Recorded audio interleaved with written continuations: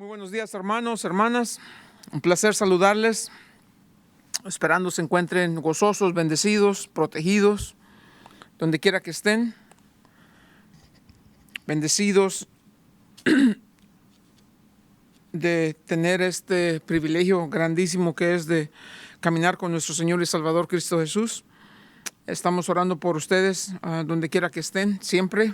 Como siempre les he recordado, mándenos sus peticiones de oración o mándenos decir cómo podemos orar por ustedes, porque es un privilegio, consideramos eso un gran privilegio, la oportunidad de orar unos por los otros. Continuamos en nuestro estudio a través del libro de Hebreos. Esta mañana vamos a estar en el capítulo 3, así que vamos a ver los versos 1 al 6. El tema que nos ocupa hoy seguimos en el asunto de Jesús es superior a los ángeles, superior obviamente a los profetas, superior a los ángeles. Y luego vamos a entrar en este tema aquí que Jesús es superior a Moisés, superior a Moisés. Cristo es más grande, Cristo Jesús es más grande que Moisés.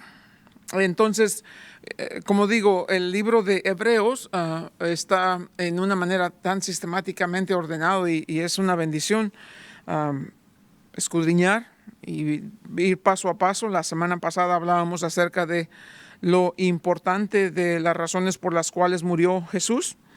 Y aquí el escritor de Hebreos continúa en ese punto que ya ha ido acumulando y edificando lentamente, pero seguramente, para darnos una imagen clara de lo que es Cristo Jesús, para que tengamos una idea de quién es Jesús y qué hace y todo eso.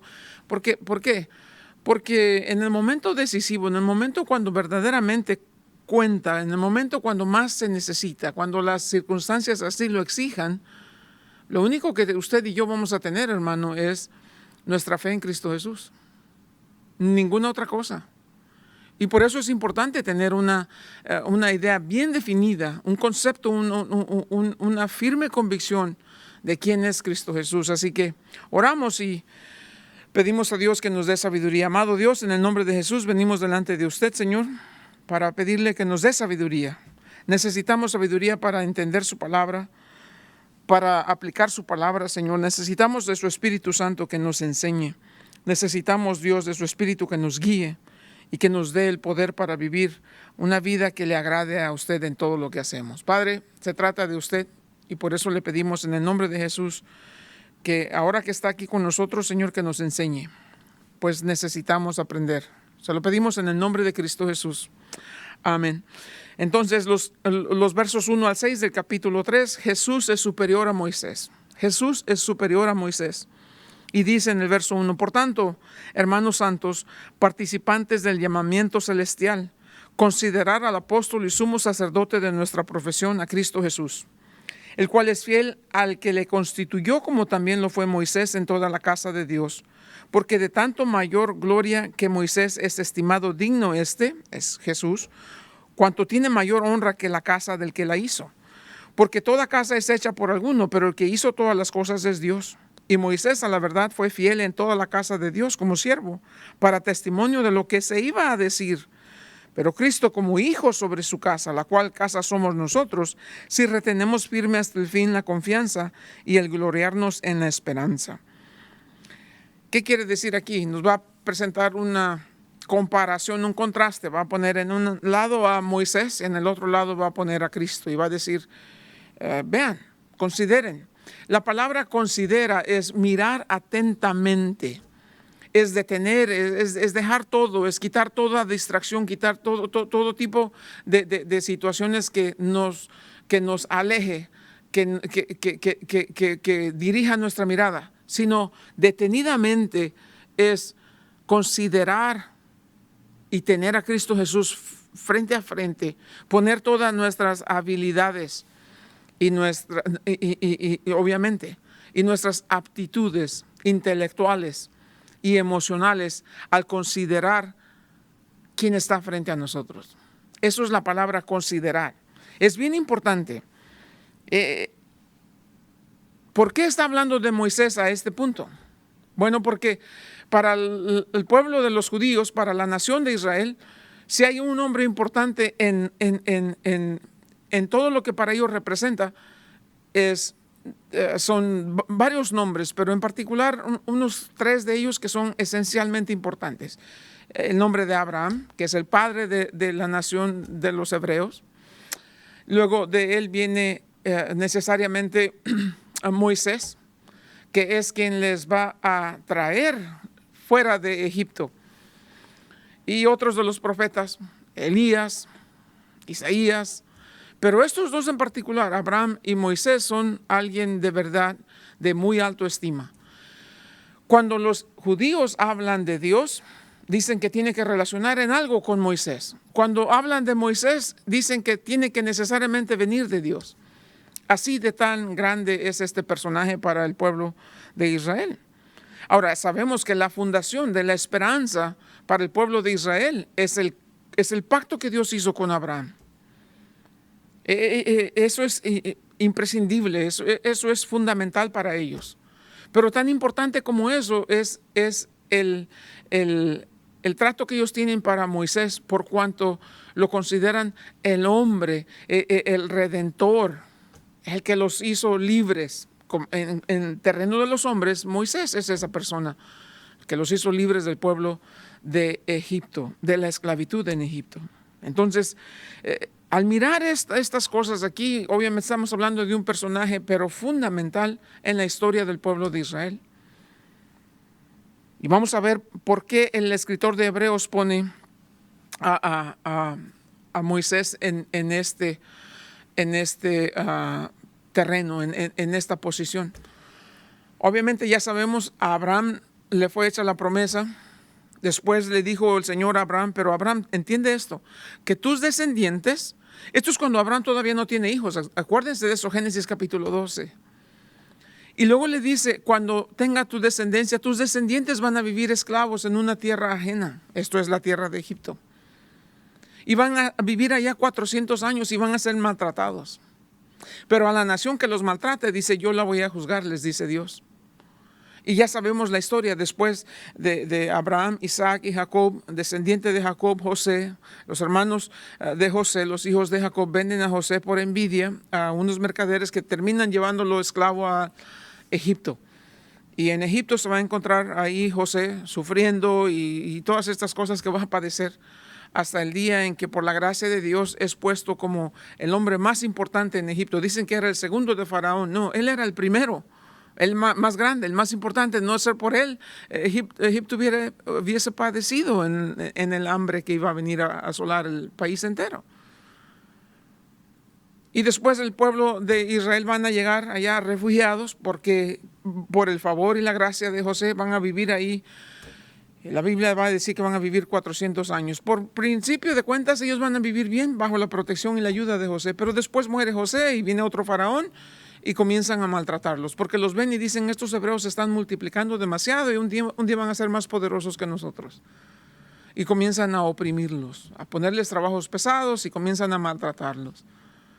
Entre todas esas cosas, Dios dice que, fiel a su promesa, Dios escuchó el llamado, el clamor, el llanto del pueblo de Israel. Y Dios entonces va a llamar a Moisés. Moisés, que es obviamente descendiente de los hebreos, y que fue protegido cuando su madre lo puso en esta canastita en el río y cosa de cosas lo va a rescatar exactamente la hija de Faraón, ¿no es cierto? Y va a crecer en la casa de Faraón. Y luego en un día dado va a encontrar que uno de los egipcios está maltratando a uno de los hebreos y va a matar al egipcio y después todas las cosas se va a echar a huir. 40 años en la casa de Faraón y ahora va a echarse a huir y va a vivir en el desierto 40 años, haciendo ahí sus trabajos y todas estas cosas. Y de allá lo va a llamar el Señor. Y ahora estamos en el libro de Éxodo, capítulo 3, ¿no es cierto? Y le dice, Moisés, prepárate porque vas a ir y tú vas a sacar a mi pueblo y lo vas a llevar a la tierra prometida. Después una serie de discusiones de parte de Moisés y de excusas del Señor, le dice, no, tú vas a ir y te voy a poner a tu hermano que hable por ti. Y ahí va a venir Moisés y va a llevar al pueblo, ya estamos en Éxodo capítulo 12, los va a sacar de Egipto y los va a llevar a la tierra prometida. Van a llegar al Sinaí y en el Sinaí Moisés va a ir a la cima de la montaña, va a recibir de Dios las tablas de la ley. Pero no antes de regresar encuentra que el pueblo se ha dado a la idolatría. Y Dios está molesto con el pueblo. Es una serie de eventos entonces aquí que vamos a ver. Y así van a ir dando las cosas hasta el tiempo en donde Moisés va a sacar al pueblo, lo lleva por el desierto, recibe la ley, el Señor vuelve a perdonar a su gente y ahí van ahora avanzando. Tanto en lo que reniegan que el Señor dice, esta generación que salió de Egipto no van a entrar a mi tierra prometida. Porque se la pasan renegando. El Señor dice, ¿por qué no me creen? ¿Por qué no confían en mí? Los espías fueron enviados a espiar la tierra prometida y regresan y dicen, no, 10 de ellos no podemos entrar allá porque ya hay gigantes y nosotros ante ellos somos como viles insectos, nos van a aplastar. Solamente Josué y Caleb dicen, no, Dios está con nosotros. Cierto, hay gigantes allá, pero ante ellos nosotros somos inferiores. Pero ¿qué son ellos delante de nuestro Dios? Ellos mismos son insectos, como insectos delante de Dios. Entremos. No. Y quieren apedrear a Moisés.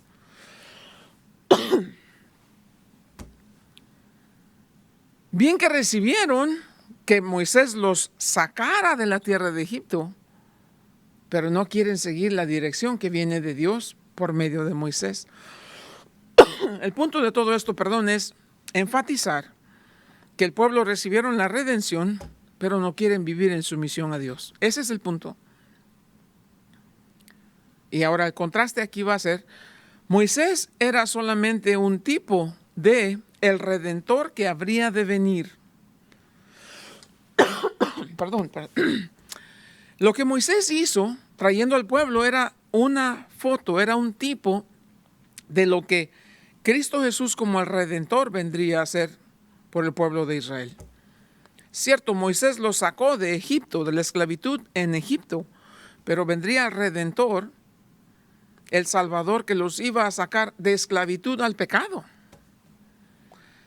La foto que está pintando el escritor de Hebreos aquí es decirles, mira, no es nada nuevo que ustedes sean rebeldes. No es nada nuevo que ustedes quieran darle la espalda a Dios. No, ya ha pasado antes. En la propia historia del pueblo está que si bien siguieron a Moisés porque los salvó de la esclavitud, no quisieron vivir en sumisión a Dios.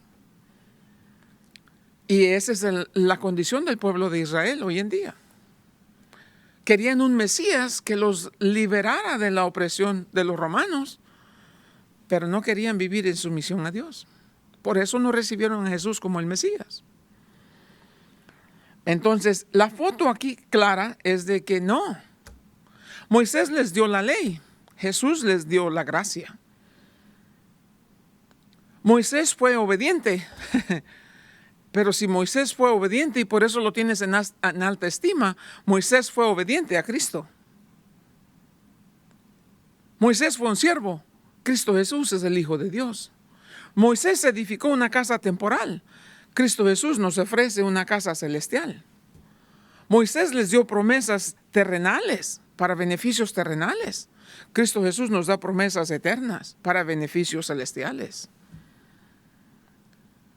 Moisés, en obediencia a Dios, edificó el tabernáculo y les dio instrucciones de cómo habían de adorar a Dios mediante las ofrendas y los sacrificios que iban a ofrecer. Cristo Jesús vino y se ofreció a sí mismo como el sacrificio. Moisés les enseñó al pueblo de Israel cómo sacrificar el cordero una vez al año. Jesús vino y Él es el cordero que se sacrificó por nosotros.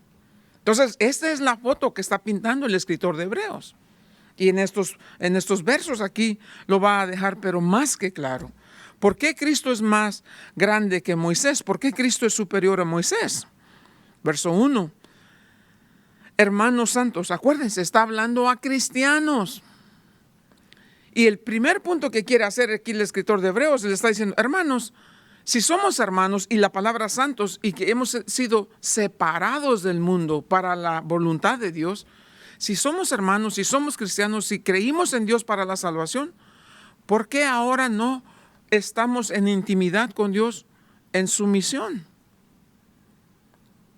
Sería, dice el escritor de Hebreos, prácticamente les está diciendo, es arrogante que digas que crees en Dios y vivas como que no lo conoces. Ahora bien, ¿Acaso no eso es lo que pasa con nosotros, hermanos?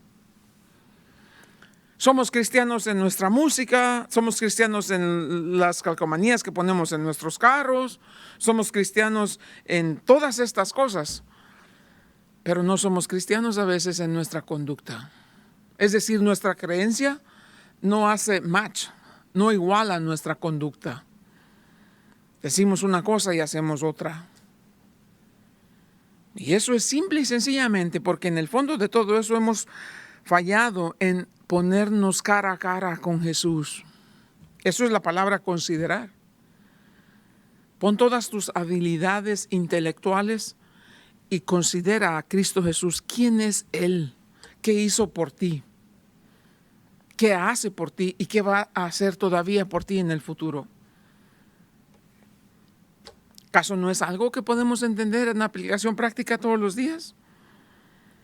Así como el pueblo de Israel murmuró contra Moisés, así nosotros murmuramos contra Dios.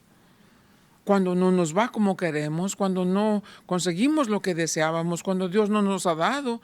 Y cuánta arrogancia hay en las iglesias. Cuánta arrogancia. Y a mí me da, en verdad, tristeza, me parte el corazón ver estas iglesias. Digo, en el fondo, cualquier iglesia que predique el Evangelio de Cristo Jesús es una bendición. Pero cuando comienzan a manchar el Evangelio de Cristo Jesús con tradiciones humanas, es decir, me quebranta el corazón ver estas iglesias donde se abusa de la gente. Y lo único que hace la gente, entran y hacen un griterío enorme. Y las mujeres en un lado, los hombres en otro lado. Con unos vestidos largos, con velos en su cabeza. ¿Dónde dice que deberíamos hacer estas cosas? La alabanza dura 2 horas. Y es griterío, y es lloradero, y es tiradero de gente en el suelo, y unos brincan, otros ruedan, otros se paran de cabeza. ¿Cuánto tiempo dedican a la palabra? Porque déjame decirte algo. El punto de este comentario no es la crítica a lo que hacen, es el dolor por lo que dejan de hacer. Porque fuera preferible que gastaran 45 minutos escudriñando la palabra, la revelación de Cristo Jesús en cada palabra que está escrita. Jesús le dijo al pueblo de Israel, si ustedes de verdad creyeran en Moisés, creerían en mí, porque Moisés escribió de mí, les dijo. Y la tragedia del tiempo presente es una iglesia que tiene anemia espiritual, una iglesia que se preocupa en todas las otras cosas, menos en pasar tiempo escudriñando la palabra. ¿Cómo vas a pasar tiempo con Cristo Jesús sin este libro que llamamos la Biblia? ¿Cómo? Y cada semana tras semana, o si tienen 2 servicios, cada servicio, cada tiempo, es la misma cosa. Y el pastor se la pasa peleando con Satanás. Y le grita a Satanás. Y le dice no sé cuántas cosas a Satanás. Y le saca el demonio a todos. Y a la semana que viene traen más demonios. Porque parece que nunca termina esta historia. Es insensatez, es ignorancia. El escritor de Hebreos le está diciendo, hermanos, si somos hermanos y si fuimos separados para Dios, entonces, si hemos sido partícipes del llamamiento celestial, nuestro nombre está escrito en el libro de la vida, estamos sentados con Cristo en lugares celestiales. Nuestra posición es en Cristo. Si somos todo eso, dice entonces, pon tus ojos en Cristo. Pon tus ojos en Cristo. Pasa tiempo con Él en el estudio de la palabra. Y aquí dice 2 cosas de Cristo. 1 es el apóstol y 2 es el sumo sacerdote. Eso es Cristo. 2 cosas importantes. 1, ¿por qué Cristo es más grande que Moisés? 1, porque es el apóstol que vino del cielo a la tierra. Él fue enviado. Apóstol es el que ha sido enviado. Hoy en día consideramos a un apóstol en la palabra de un embajador. Jesús es el embajador divino que vino del cielo. Un embajador, cuando va a otro país a representar a su gobierno, habla con la autoridad de su gobierno, representa a su gobierno, representa a su país en todo lo que hace, con autoridad y con respeto. Un embajador es una representación del gobierno del país del cual él viene. Jesús vino a la tierra enviado por el Padre, y Jesús vino con la autoridad del Padre. Y Jesús vino a hablar lo que el Padre le dijo que hablara. Y vino a hacer lo que el Padre le encomendó que hiciera. Vino a cumplir la misión que le fue dada por su Padre. Cuando le preguntaron a Jesús en su conversación con la mujer de Samaria, le dijo, ¿no tienes hambre? ¿No vas a comer? ¿Comiste ya? Y dijo, mi comida es que haga la voluntad de aquel que me envió. No me ha dejado solo nunca el Padre, porque yo hago siempre lo que a Él le agrada. Yo hablo, no lo mío, hablo lo que el Padre me da que hable. Vine para hacer no mi voluntad, sino la voluntad de mi Padre que me envió. Él es el apóstol. Cierto, Moisés también fue enviado. Hasta esa parte pareciera hay una similitud, porque hasta eso el escritor de Hebreos es cuidadoso. Cuidadoso, el Espíritu Santo que está escribiendo, que es el autor de esto, en realidad es muy cauteloso en la manera en que no solamente dice Jesús es mucho mejor que Moisés y más grande y es superior. No, primero hace una cierta comparación. Ahora bien, dice, Moisés también fue obediente y también fue enviado por Dios. Hasta esa parte vamos bien. La parte en donde Moisés queda corto, Jesús no solamente vino del cielo a la tierra como el apóstol, como el embajador, como el enviado de Dios, pero la segunda aquí dice, Jesús también vivió aquí y subió, ascendió al cielo como el sumo sacerdote. Moisés no es sumo sacerdote.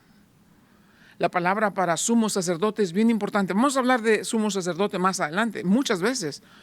Pero la palabra sacerdote viene de una palabra latín que es pontífice. Pontifex es en latín. La palabra pontífice viene de dos palabras. Y una es puente y la otra es el que edifica. La palabra pontífice significa el que edifica puentes. Y ahí Moisés quedó corto. Porque si bien Moisés fue enviado como un embajador, cierto, de parte de Dios, dice, ¿qué le digo a Faraón que quién me envió? Dile que yo soy te he enviado. Es enviado, pues hasta ahí estamos bien. La parte que Moisés nunca hizo fue el ser sumo sacerdote. Moisés no edificó el puente, pero mi Cristo sí. Él vino enviado del cielo a la tierra a morir por nuestros pecados, murió, fue sepultado, resucitó al tercer día y después de 40 días de presentarse ante muchos discípulos, ante muchos testigos, fue llevado al cielo. Y cuando fue llevado al cielo, fue con esta, pero tajante declaración que ya había hecho previamente. Yo soy el camino. Yo soy la verdad y yo soy la vida. Y luego dijo, nadie viene al Padre sino por mí. Jesús no solamente edifica el puente, Jesús se hizo a sí mismo el puente. Entonces, la primera, ¿quién es más grande entonces? ¿Quién es mayor? Digo, es tan claro que no tenemos por qué elaborar tanto el punto, ¿no es cierto? Jesús es superior a Moisés. ¿En qué sentido? Jesús es apóstol y sumo sacerdote. No, solamente fue enviado por Dios. Ok, Jesús es superior a Moisés en ese sentido. Qué interesante, ¿no? Al considerar lo que las Escrituras nos enseñan, al mirar estas cosas, lo vamos entendiendo. La primera dice, entonces, ¿por qué Jesús es superior a Moisés en su oficio? Apóstol, sumo sacerdote. Ok, está claro. Número 2, Jesús es superior a Moisés en su obra, en su trabajo. Versos 2 al 4. Escuchen esto. El cual es fiel al que le constituyó como también lo fue Moisés. Cristo Jesús, es lo que dice el principio del verso 2. Cristo Jesús es fiel al que le constituyó, al que le llamó, al que lo mandó, al que le envió. Como también lo fue Moisés en toda la casa de Dios. Escuchen esto. Porque de tanto mayor gloria que Moisés es estimado digno Cristo, donde dice podrían poner Cristo, cuanto tiene mayor honra que la casa el que la hizo. Obviamente, cuando tú ves a un albañil construyendo una casa y terminó la casa y todo eso, vas a decir, ¡ay, qué bonita casa! Y todo eso, y vas a ver al albañil y vas a decir, ¡tremendo albañil! ¡Tremendo! Mira qué casa tan bonita construyó.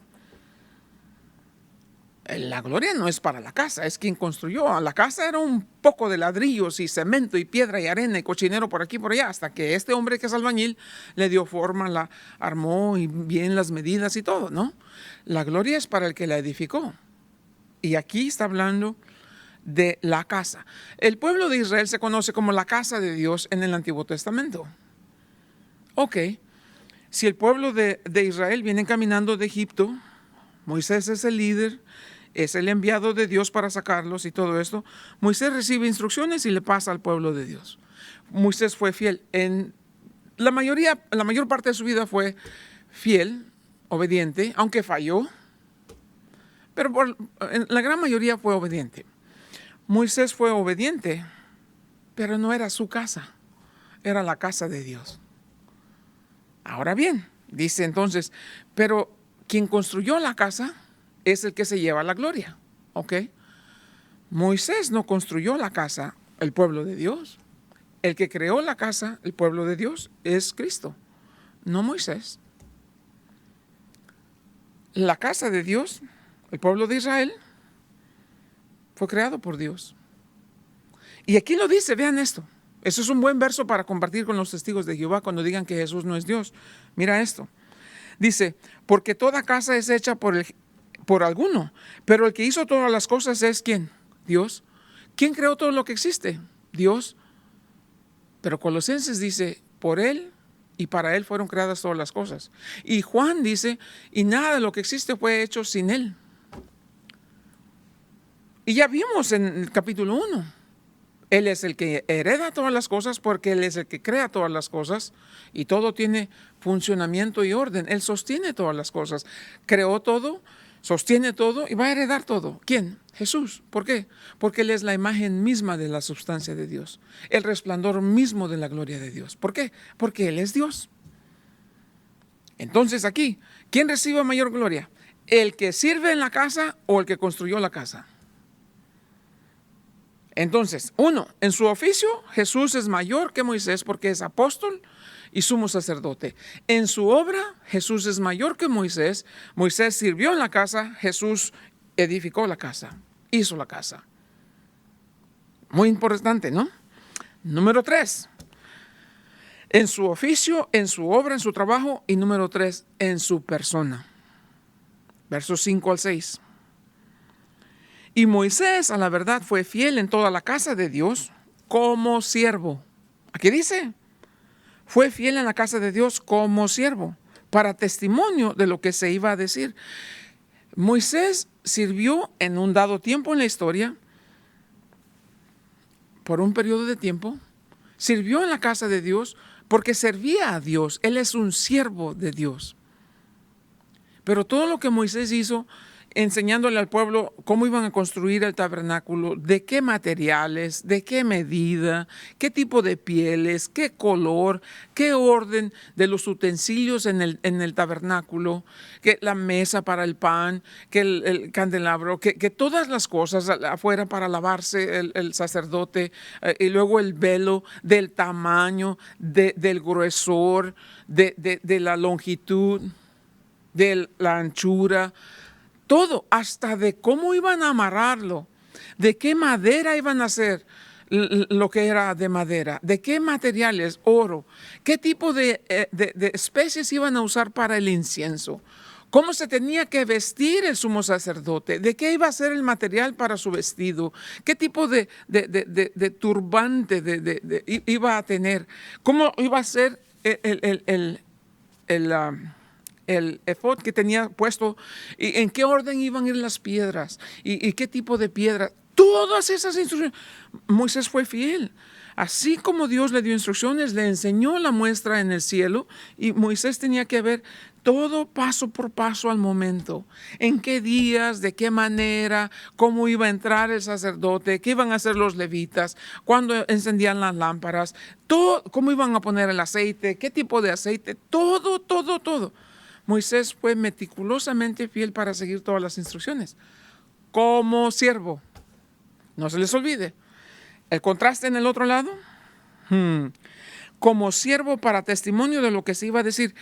Cada cosa en el tabernáculo era la sombra de la esencia. Todo apuntaba a Cristo Jesús. Todo. Todo lo que se hacía en el tabernáculo, todo apuntaba. Cuando el pueblo de Israel llegaron al lugar donde se establecieron, donde plantaron el tabernáculo la primera vez, en la manera en que las tribus fueron organizadas, si se mira desde arriba, es formando una cruz. Todo apuntaba hacia Cristo Jesús. Todo, todo, todo, todo. Moisés fue fiel a seguir las instrucciones de Dios, a enseñarle al pueblo de aquel que vendría como el Redentor, como el Salvador, como el Cordero de Dios que se ofrecería a sí mismo para no cubrir nuestro pecado. El corderito que ellos ofrecían una vez al año cubría el pecado hasta el próximo año, hasta el próximo año, hasta el próximo año, hasta el próximo año. Jesús, una vez y para siempre, con un solo sacrificio, dice, hizo santificado a los que creen. Todo apuntaba a Cristo. Moisés fue fiel a servir en la casa de Dios, en las cosas que apuntaban a aquel que es más grande que él, por cuanto tiene mayor gloria, porque él es el que construye la casa. Porque Él es el apóstol y sumo sacerdote de nuestra confesión. Maravilloso, hermoso de verdad. Pero ese es Moisés como siervo. Pero Cristo, verso 6, como hijo sobre su casa. La casa en la que servía Moisés es de Cristo. Y miren lo que dice aquí. La cual casa somos nosotros si retenemos firme hasta el fin la confianza y el gloriarnos en la esperanza. Efesios dice que la iglesia es la casa de Dios. Pedro dice, somos como piedras que hemos sido colocadas en este edificio espiritual para alabar y glorificar a Dios. No, esto es maravilloso de verdad. Esto es grande, grande, grande, grande. Cristo Jesús es superior a Moisés en su oficio. Cristo Jesús es superior a Moisés en su trabajo, en su obra. Y Cristo Jesús es superior a Moisés en su persona. Moisés simplemente fue un siervo en la casa de Dios. El siervo viene y va. El hijo vive en la casa para siempre. Porque él es el que hereda la casa. Él es el dueño de la casa. Él construyó la casa. Y Él es el que hereda la casa, porque así le plació al Padre. En serio, esto es, pero de verdad, maravilloso, extremadamente maravilloso. ¡Qué bendición! ¿Y por qué quiere decir esto? ¿Por qué? Porque si le está diciendo, Él es nuestro sumo sacerdote. Ponga atención, enfoca tus ojos en Él. De verdad, fija tu mirada en Cristo. Él es el sumo sacerdote. Y si tienes a Cristo, no te hace falta nada. Cuando hay temor, cuando hay ansiedad, cuando hay preocupación, la cura para el temor, la ansiedad y la preocupación es la promesa y la presencia de Dios con nosotros. Ahora mismo, nuestro Señor y Salvador está sentado a la diestra del Padre, intercediendo por nosotros todos los días. Todos los días, porque eso es lo que hace el sumo sacerdote. Sí, Él edificó el puente y Él mismo se hizo el puente para llevarnos al Padre. La presencia de Dios es la que hace desvanecer cualquier temor, cualquier ansiedad. Recordando sus promesas, recordando su fidelidad y corriendo a su presencia, hallaremos descanso para nuestras almas agobiadas. Y seremos confortados por su increíble gracia. ¿Qué está haciendo aquí el escritor de Hebreos? Le está diciendo a la gente que estaban siendo perseguidos severamente y que estaban pensando seriamente regresar a las tradiciones del judaísmo. Lo que el escritor de Hebreos les está diciendo: entonces, hermanos, habiéndoles pintado esta, pero más que clara imagen de quién es Cristo Jesús y quién es Moisés, ¿todavía estás pensando en regresarte al judaísmo? Déjame decirte, el judaísmo no es la respuesta a tu problema. La respuesta a tu problema es Cristo Jesús. Si tienes a Cristo, tienes todo. Si no tienes a Cristo, no tienes nada. Y el judaísmo no te puede dar lo que Cristo Jesús solamente te puede. Y lo compró con su sangre. Por eso el cristianismo es superior en ese sentido al judaísmo. Sí, nuestras raíces como cristianos vienen del judaísmo. Sí. Fue el pueblo de Israel que nos dieron a los profetas, sí. A ellos fue hecha la promesa, sí. Fue el pueblo de Israel que nos dieron las escrituras del Antiguo Testamento, sí. Y muchos israelitas, con excepción de Lucas, fueron quienes escribieron el Nuevo Testamento, sí. Nos dieron las escrituras. El pueblo de Israel nos dio al Mesías, sí, sí. Pero como forma de religión, el judaísmo es solamente eso, una religión. El cristianismo es mucho más que eso, porque es un llamado celestial. Aquí dice del llamamiento celestial. El judaísmo solamente hacía promesas para aquí y ahora.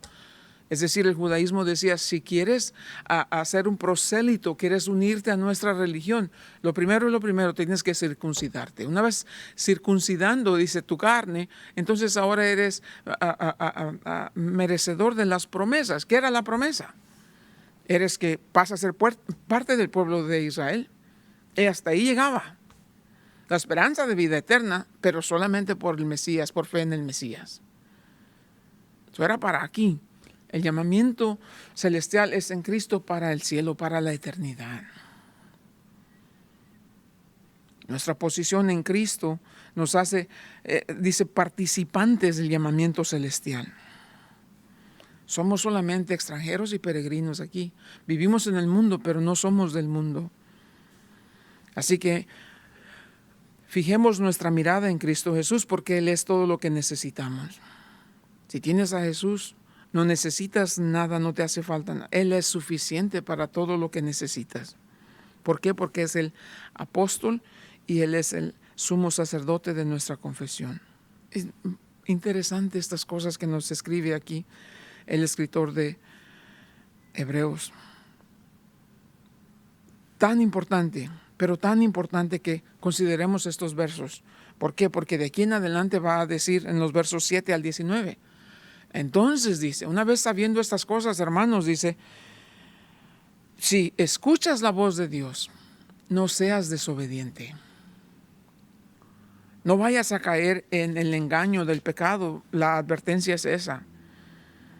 Dice que no haya en nosotros ninguno con corazón malo de incredulidad para apartarse del Dios vivo.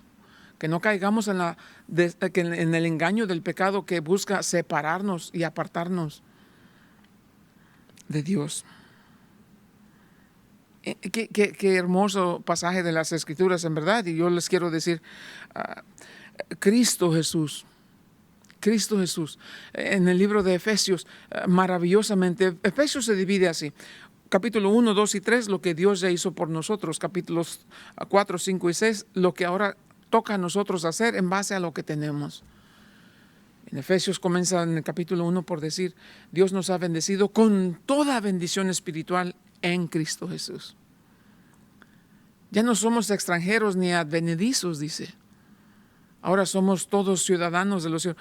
Filipenses dice: nuestra ciudadanía está en el cielo. Ya no hay más pared de separación. Antes el mundo se separaba entre judíos y gentiles. Ya no hay tal distinción. Ahora somos uno, un cuerpo, por fe. Los que por gracia hemos recibido la salvación y la recibimos por medio de la fe, somos miembros del cuerpo de Cristo Jesús. Al venir por fe a Cristo Jesús, somos bautizados, somos sumergidos, dice 1 Corintios, y somos bautizados en el cuerpo de Cristo. Somos miembros ahora del cuerpo de Cristo Jesús. Y la más grande bendición aquí que está diciendo el escritor de Hebreos es, entonces, si ya tienes estos beneficios, si tienes estas bendiciones, si tienes estos grandes privilegios, mantente en esa intimidad, mantén tus ojos puestos en Jesús. Y déjame decirte, hermano, la realidad es esta. Por el privilegio que Dios me ha dado de ser pastor, me toca estar en el hospital con las personas que están en sus últimos momentos. Y creo que esto se los he dicho muchas veces. Y no hay nada más triste que ver a una persona morir sin esperanza de vida en Cristo Jesús. Es horrible, es aterrador, es desgarrador ver a una persona en los últimos momentos de su vida y el terror que invade a una persona de saber qué hay en el otro lado. La incertidumbre, que la muerte y después qué. Pero me ha tocado ver a los cristianos fieles, la mayoría de ellos ancianos, que aun cuando ya no tienen fuerza para hacer ningún movimiento, tienen una sonrisa que va más allá de lo que se describe con palabras. Hay un brillo en sus rostros, hay un gozo tremendo por la esperanza de vida que tenemos en Cristo Jesús. ¿Y por qué?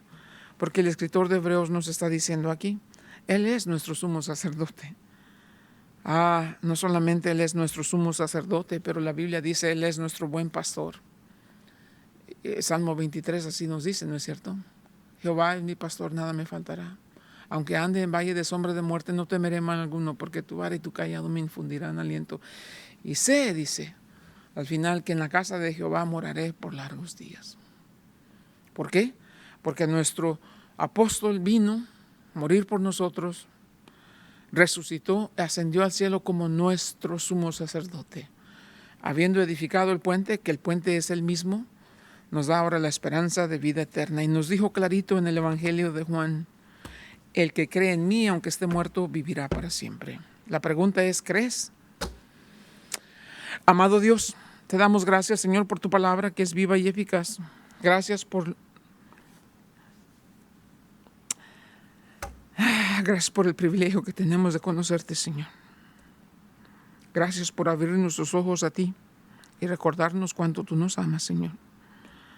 Gracias, en verdad, por dar al Espíritu Santo que sea nuestro Maestro y que nos enseñe estas verdades tan hermosas, tan profundas, y que nos da el entendimiento necesario para aplicar estas cosas a nuestro diario vivir. Es nuestro deseo honrarte y glorificarte todos los días de nuestra vida. Y te damos a ti la honra y la gloria que solamente tú te mereces, Señor. Bendito seas en el nombre de Cristo Jesús. Amén.